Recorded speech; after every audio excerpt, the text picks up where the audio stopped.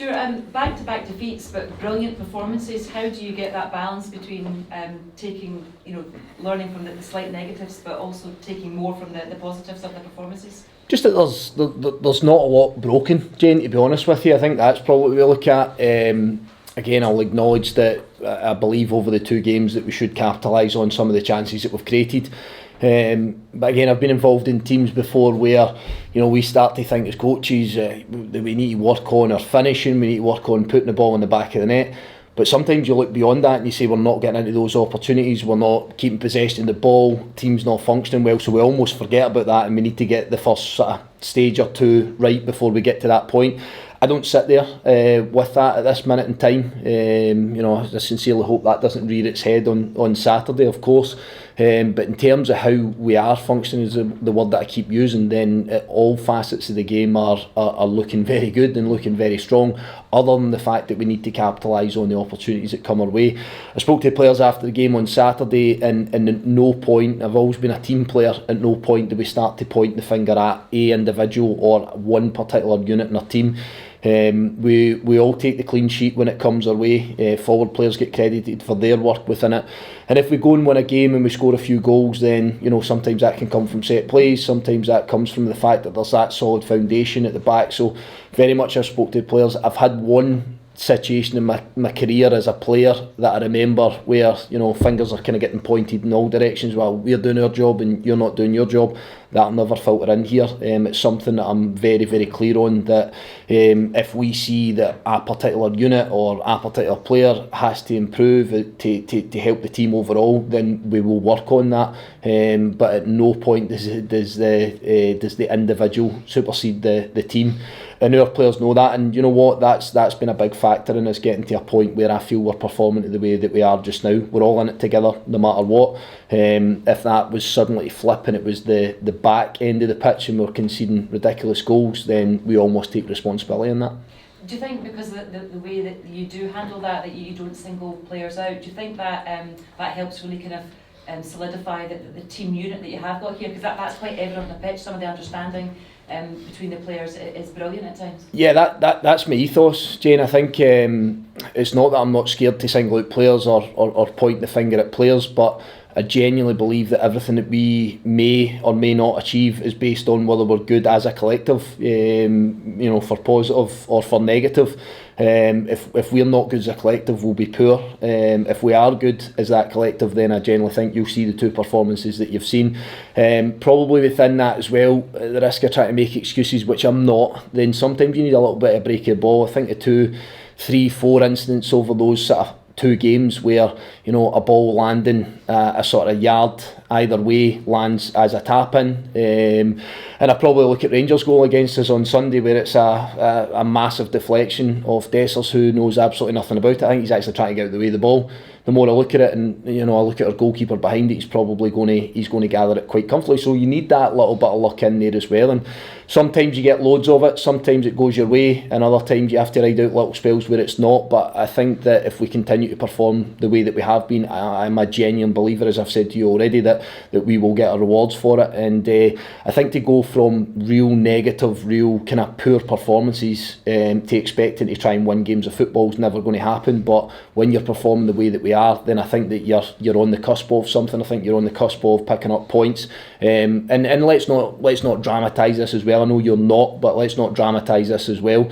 We've had 2 real tough games in terms of we're playing against a high-flying St Mirren side that very much could have went our way, and we've played against Rangers who, by all accounts, with the finance and the levels of player that they've been able to go and invest in over the summer, we're not expected to do anything at Ibrox. But I think having watched the game, as everybody will probably have been able to, highlights or the game in full, we'll see that we were more than involved in a game and created plenty of chances. So I think we find ourselves in a decent position going into play against Celtic in terms of our performance. What we would love to do is go and try and get that little bit of reward for what we've put in. As difficult as that will be again this Saturday, we relish the challenge. We look forward to it. I keep speaking about having no fear and pitting your wits against the absolute best. And through time, over the last few seasons, Celtic have shown that they are the best in this country with the titles that they win, with the level of consistency. and I think if we can join in that game and be there towards the dying embers again, I think it only makes us better. What was that one situation where the finger pointing was that you remember? No, it was just it was a bad spell. It was a bad run when I was a player at Ross County, and I found myself as a midfield player. And as I say, I referenced it to one of the staff the other day. It was literally where the fingers are pointing the other way. And I always talk about lessons learned, and I like to think even when I played, I was a bit of a student at the game in terms of things that I really liked and things that I didn't like, and probably taking more from what I didn't like. And I remember sitting there as a midfield player where defenders are blaming strikers and strikers are blaming defenders, and you do have those little moments when you want to be in the game further forward in terms of a coach or a manager, where you think, I never want to see that rearing its head. And to be fair, we don't have that challenge at this football club, but it was just maybe something that I reminded the players of post-match on Sunday, that it's not a factor. It's something that's never going to filter in here. Be the best that you can be at your individual job, be the best that you can be as a collective within your unit, be it defence, midfield or attack, and then together I think that really starts to bring us together. Were you just happy that the finger's going to point at the midfield? It probably was a little bit in terms of the goal scoring. I don't think that would have been pointed in my direction, but just as I say, there's those little aspects, but I don't think there was ever any badness in it. I think what happens sometimes is if you don't get the result that you want, there's human nature, isn't there, that you generally want to or you hope that somebody points the finger at somebody else, because that can alleviate you from any blame. I think you guys have heard me saying from day one, I'll take all the blame if things don't go well. I love to pass on any praise that's come to this point with our team to the players, because it's them that go and execute it. But they have to take that mindset on as well. They have to understand that through thick or thin that you're in it together. And again, I reference the club. For us to be successful as a football club, we have to make sure that there's a real unity in everything that we do. But again, I need to tell you that I've not had too many challenges, or I've not had any challenges or any fights on that front. Stuart, you mentioned on everybody's seen the game from Sunday by this point. Should you have had a penalty for the foul on Theo there? I don't know what one you're referencing. It looked like he got nudged that he was going to go for it. No, I think that was Brodie Spencer, wasn't it? No, I don't think that's a penalty, no. I probably took umbrage to the instant with James Tavernier and Brodie Spencer in the second half, where I think Alan indicates that Brodie was pulled. And again, if anybody watches the clip back again, there is absolutely no contact. There's certainly no pull. I think if anything, by the end of it, when Alan blows his whistle, then James Tavernier's fouling Brodie Spencer. But at that point, our wing backs on the goal side of their full back and bearing down in goal, probably with a pull back across goal or the ability to go and take his effort on.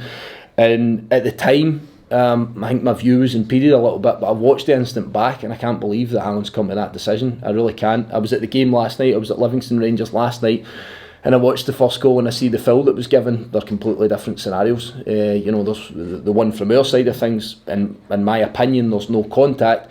And then I see the incident last night, which I believe Livingston are pretty up at, where there quite clearly looks as if there's an arm and a bit of a push. But again, that's only my take. I'm not going to change that. Sitting here now, I can only give you an opinion when you ask me a question. As much as that then starts to start mass hysteria and all the rest of it, we ask questions, we give an honest opinion. As always, those two situations are completely different. One results in a foul to Rangers, the other one results in the attack continues, and probably they'll tell you that there was no clear and obvious error, but I would have loved our attack to finish on that instance, and for them to have a look at VAR and then tell us whether there was a clear and obvious error at the other end of it. Moving on then, what do you expect from Celtic on Saturday? I think we're going to face a team that's starting to really click into gear. Obviously, some new faces on their side, a new manager, but a manager that obviously knows what the football club's all about and knows what it's like to taste success. So I expect them to be really getting up into gear, and they'll carry a major threat. They'll look to come here and dominate the ball. They'll look to come here and play the way that they always do, and that, as I say, presents a massive challenge. But again, I think it's one that we have to relish off the back how we've played the last couple of weeks. But I'll remind the players again that we don't get to just turn up here on Saturday and imagine that we're going to play well and be involved in a game. We're going to have to suffer at times. We're going to have to make sure that we handle the ball as well as what we have done the last couple of weeks, because I think some of some of our spells of possession. I'm not for a second saying that we dominated the ball at Ibrox on Sunday past, because you look at the possession stats, they had more ball possession than we did, but I think that some of our ball possession was really intelligent, and it got us into some real good areas, and I think it posed them a lot of problems, and we're going to have to try and see if we can be brave enough in the ball to get ourselves into the final third to create opportunities yet again.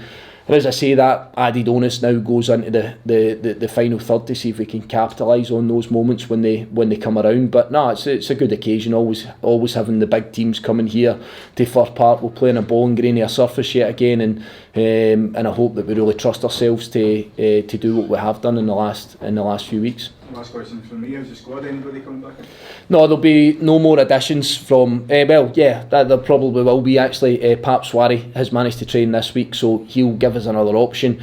We might have one or two younger lads that have been involved in the squad heading out on loan, which is great because they've been fantastic, the two in particular, and this will all sort of be announced or whatever. The two in particular have been tremendous for us since they've come in pre-season.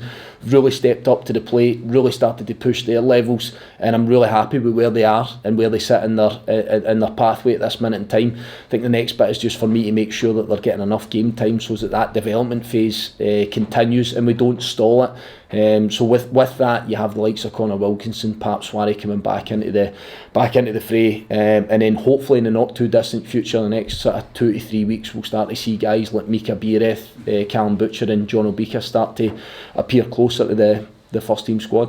How much, if any, Stuart, do you feel you need to adapt or change your style when you come up against a Celtic or a Rangers like last week? I think I keep talking about in possession, out of possession. I don't want to bore you with this all the time, but I speak about in possession. Very much that will stay similar for us. There'll need to be a lot of aspects, but what we have to respect is the ball possession that they will inevitably have at times, and from that they start to take up positions on the park. Celtic in particular will have that. Rangers had it on Sunday. So we have to be really mindful of where the opponent will be, how we can try and shape round it. If we miss a tackle, if we miss a press, then what's the contingency plan within that? So I would probably say to you that us with the ball, we need to be looking for a lot of similar aspects, but out of possession, there are slight differences and changes for the likes of Rangers and Celtic, and there's similarities as well, but there's obvious differences from them. So I think it's always my job to make sure the players are braced for what that looks like when we don't have the ball, and as I say, if we miss a tackle or if we miss a press at any point, then what's the what if? What do we do if that happens? And I think that's the wee bit that we need to spend a little bit more time on this week to make sure that the players are comfortable with it. But I think if you ask them, they'll probably feel that at times there's more than enough information given. It's just about the execution when the time comes. You mentioned it at the weekend after Rangers. It's been a really promising last 15-20 minutes for that game and St Mirren. Is that slightly frustrating that it's not for a longer period of time? Nah, because I would disagree with you on that, to be honest with you. You say last 15 or 20 minutes against St Mirren and Rangers, but I think if you watch the game overall, it's not just the last 15 or 20 minutes. I think, again, I'm not saying sustained period, for 90 minutes in both of those games we've been exceptional, but it's been substantially more than 15 or 20 minutes that we've been good. I think you look at the start we had at Ibrox, I believe Rangers scored against the run of play, so we started the game really well, and there was obviously periods, I would suggest probably closer to 45 minutes, and then even stages in the first half against St Mirren. So yeah, we're eking towards a lot more than just 15 or 20 minutes in the game, and if we can try and stretch that out through longer periods, which gives you a chance to create more chances, then obviously we would expect to convert more. But no, I'm relatively happy with the control that we've had in these particular games, and as I say, if we continue to do that, gives us a real good chance. And it was earlier this year you managed to get a 1-1 draw against Celtic at Celtic Park. I know it's a different squad, but can you take confidence from that performance in this game on Saturday? Yeah, there'll be similarities again within that. That was a game where we would obviously like to carry more of a threat at times, but I thought we were clinical on the day, and I thought we limited Celtic to very few clear-cut chances, which at that point, if you remember where Celtic were, was a rarity. They were very free-flowing, they were a bit of a juggernaut at that point with the goals they were scoring, with the games that they were winning. So it was nice at that point to sort of halt that, albeit with only a point, but it was nice to halt that. but we definitely take a lot of confidence from it. But it becomes a completely different game, different venue, different manager, a lot of different players. So we just have to make sure that again it clicks for us, which is the most important part.